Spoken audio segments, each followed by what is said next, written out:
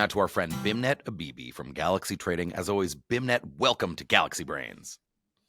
Thanks for having me. Well, you're in New York, I'm in DC, but it's been quite an exciting, in terms of the markets, I guess like 1 week or so. I mean, the Israel had been striking Iran for 8 days or so. Then the US on Saturday bombed the 3 major nuclear sites with the B-2 bombers.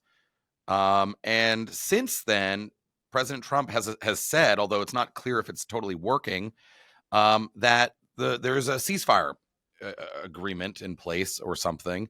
Over the weekend, Bitcoin dumped to like 98.5 from like the 110 range previously. But as we record this on Wednesday, June 25th, Bitcoin trading at 107. So kind of recovered. What's your takeaway from the weekend's activities and the market reactions?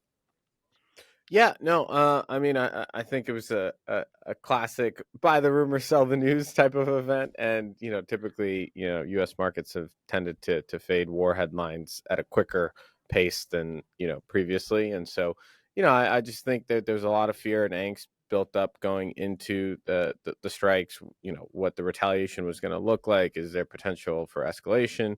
And long story short, we got an outcome that essentially removed a left tail risk for markets, and therefore, markets rallied.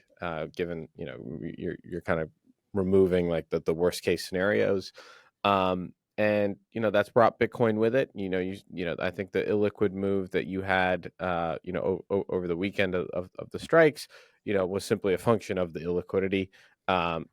Liquidations going through over a weekend. And now you're at the point in broader markets where, it seems like rate policy is going to be easier than what folks expected. The ceasefire is generally constructive. We'll see if they abide by it. But even if they don't, it kind of seems like, the worst is behind us. And generally data is okay. So a lot of things working in risk's favor. And that's why, stocks are essentially at all-time highs once again. And the old adage, nothing ever happens, seems to be holding. But underneath it, though, there's still some interesting developments, I would say, right? Like the thing that I kind of focused on this week was all the pressure that Trump kind of is putting on Powell and the Fed to cut rates.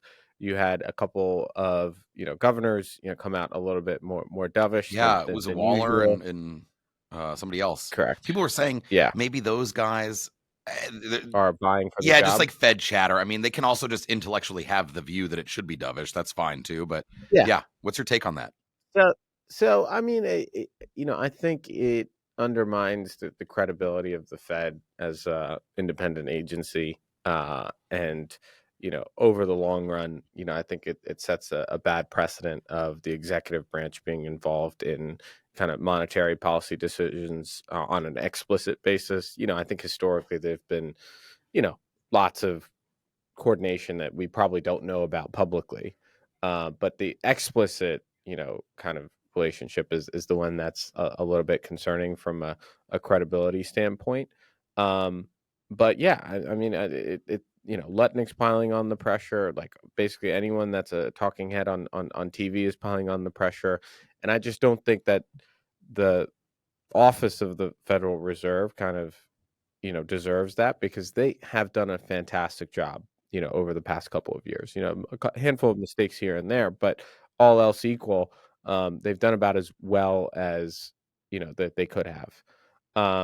Anyway, so I think shadow Fed chair potential, Fed firing is a super important development to kind of focus on. The other thing is the trade deadlines are approaching. Most of the trade deadlines are in early July, and so you might see more focus on trade negotiations, the ones that are going well, the ones that aren't.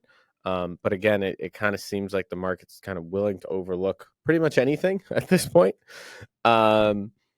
And yeah, and I think the backdrop for crypto is going to remain constructive as long as broader risk remains constructive. We've seen a ton of corporate treasury buying over the past couple of months, and it doesn't look like that's going to stop anytime soon. And the corporates are now not just in the U.S. but abroad as well. So it kind of seems to be kind of like a global push to have more treasury Bitcoin companies, and I think that'll just continue to push BTC higher. And I wouldn't be shocked if you got a Bitcoin all-time high in the next couple of weeks. There you go. Bimnet Abibi from Galaxy Trading. As always, Bimnet, thank you for coming on Galaxy Brains. Thanks for having me.